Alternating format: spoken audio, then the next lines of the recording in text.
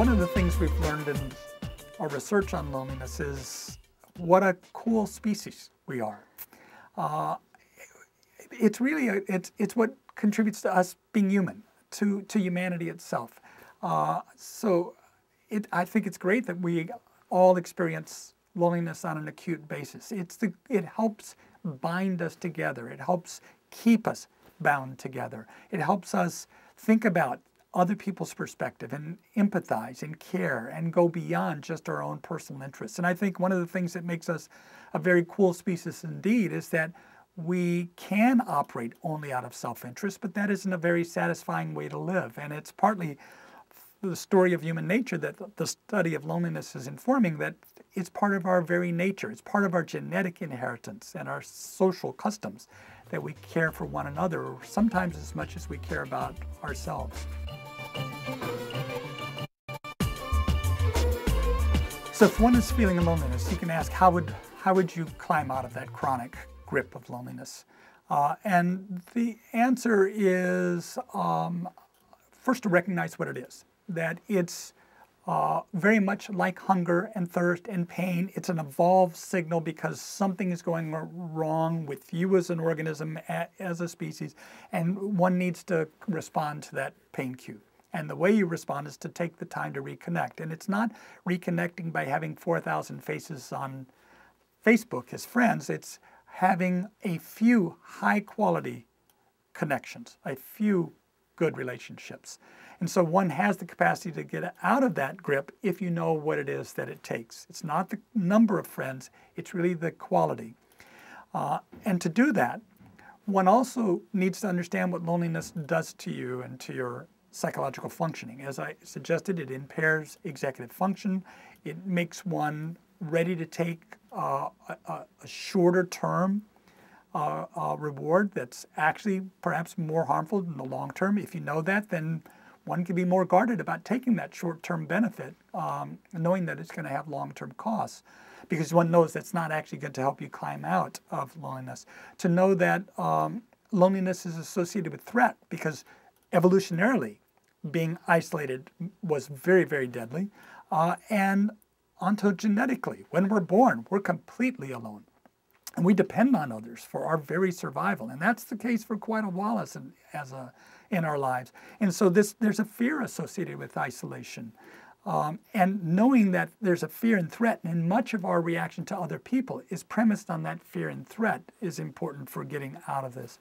So one of the things lonely individuals who are chronically lonely tend to do is they want to connect with others. In fact, brain imaging studies we've done show that if you show a picture of other people, it's the lonely individual whose visual cortical activity just lights up, right? Because they're very attentive to social stimuli. That fits a need, just like when I'm very hungry, fast food signs jump out at me, right? Because it fulfills a need. So they're kind of monitoring that. But because they expect to be rejected, they don't think they're worthy of those connections, this is all associated with others telling us what our own worth is, that they tend to withdraw. And to overcome it, one of the first things you need to do is to get out and have contact, but do so in a safe environment. So people are hungering for social contact. When they actually interact with someone, they have an underlying suspicion that they're not worthy and they're going to be rejected, but they're reaching out and trying to eat the person alive because they so want that contact. And of course, that's counterproductive. It's much better to think about feeding others and oneself. So think about doing community service in an activity that you enjoy yourself. I like to bicycle, so I can imagine going out and participating as someone who'd staff a table at a bicycling event. You know, that kind of community service where you're helping other people. And when you do that, it's a safer environment. And you start to find that people are in fact quite positive and grateful. And it's extraordinarily rewarding to find positive returns for the efforts you make. And so you find it's not so much about eating others to fulfill your hunger for contact, but eating with others, enjoying a common activity with a goal that both share. So getting out, contacting others in safe environments, developing an action plan. Relationships take two or more. You don't dictate relationships, although we have a surprisingly large influence on how those relationships fail. We can't dictate whether there's going to be a relationship or not. Picking the right kinds of relationships and activities, not trying to do so much for everyone that you become overly taxed. Much of the isolation that we see today in society comes from people spending so much time with so many different people, all of which require intense activity for brief periods. None of the contacts are very substantial or meaningful. And so realizing that, it's really about taking a longer period of time with one or two to develop a richer, deeper relationship. And there you need to be a bit selective in your time, in the activity that's enjoyed with the other person, and realizing not everybody's going to be a good match. And so being perfectly content to say, okay, this just didn't work out. Let me find that individual who does share interests and for whom interactions are synergistic, where there's something beneficial about it for both of us. Knowing that there are such individuals for every individual out there. It's about matching, not about picking and therefore, because I've selected this individual, that relationship has to work out. That's an important feature for a lonely individual to realize, and that's hard. It sounds easy, but it's actually hard if you're starving. Hearing that not all food is sustaining, that you can't just reach out and grab the food, you have to be very careful in the selection, is really difficult. And so I realize that it's easier said than done, but that's really turns out to be a critical step. I've alluded to this, but selection is important. People select early in relationships on superficial features, on physical appearance, on height, on where they perhaps obtained their degree, silly things that turn out not to matter in the long term.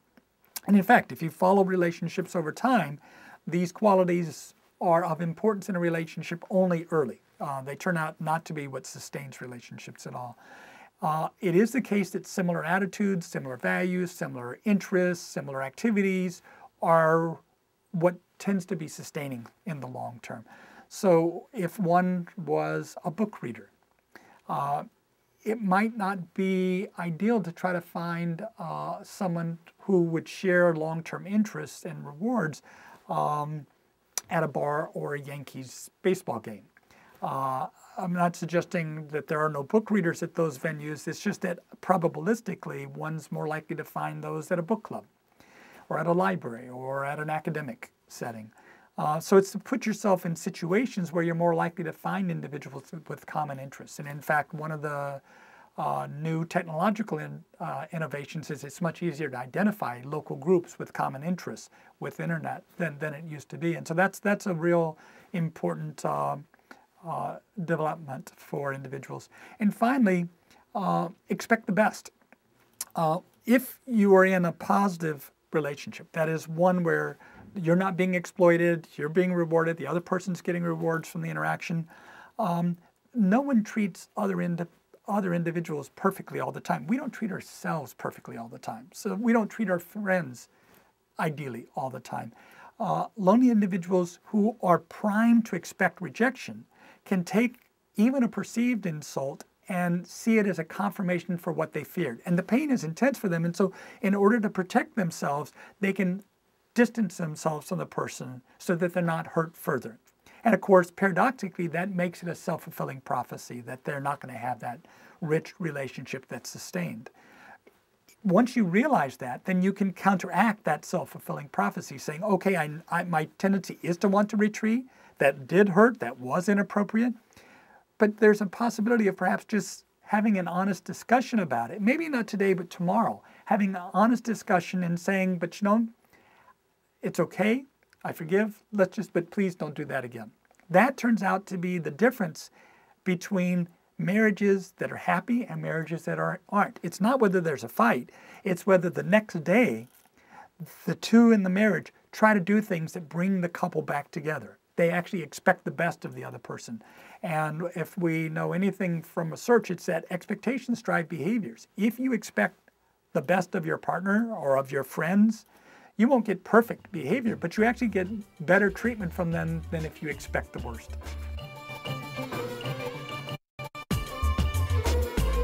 So this feeling of loneliness is a miserable feeling.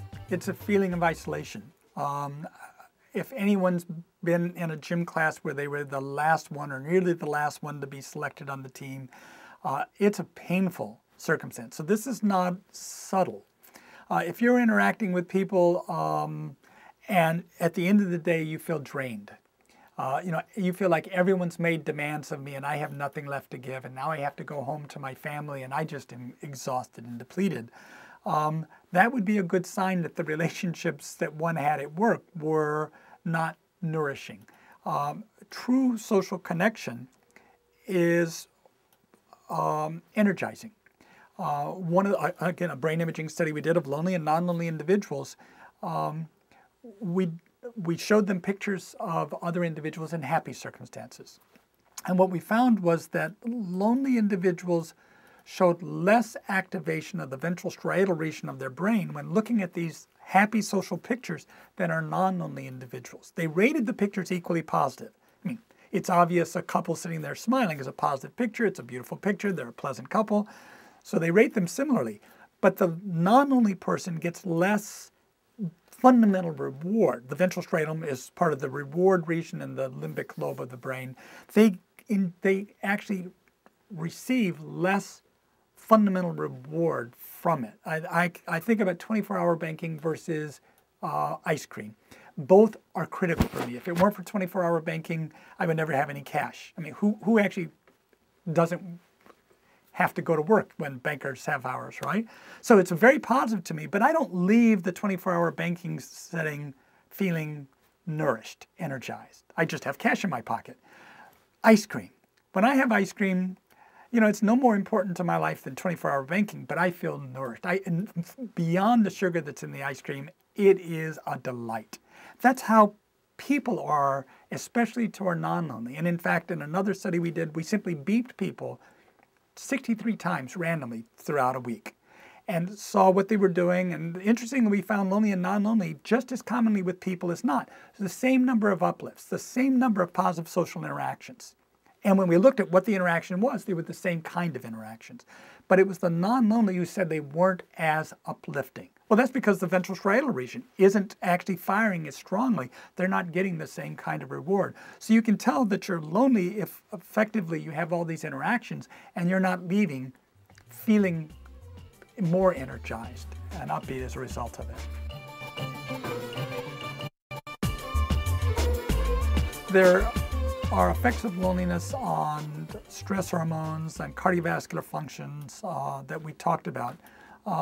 There, in physiology, are two components. There's creating energy out of energy stores, fats, sugars, carbohydrates, but there's also repair and maintenance processes of the body. And the quintessential restorative process of the body is sleep. And one of the surprising findings of our research is that loneliness makes sleep less efficient. It makes it less salubrious. Sleep is where you detoxify stressful days. Loneliness is associated with less detoxification of those stressful days. And we have found this in young adults, we have found this in middle-aged and older adults, we have found it in cross-sectional research, and we have found it in longitudinal research. Why might be the case? Well, if you think about it, again, in evolutionary times, when you fall asleep, you are vulnerable. You are subject to attack. You're subject to predation. If you have others around you, there's a security. You can sleep more soundly knowing that there is, if you will, a positive social surround. If you feel alone, whether you're with others or not, if you feel alone, that positive social surround is absent. And so one is more quickly disturbed. There are more micro awakenings. You awaken with higher daytime fatigue. This accrues over decades from what our research suggests. So that's another vector through which loneliness has deleterious effects on both mind and biology.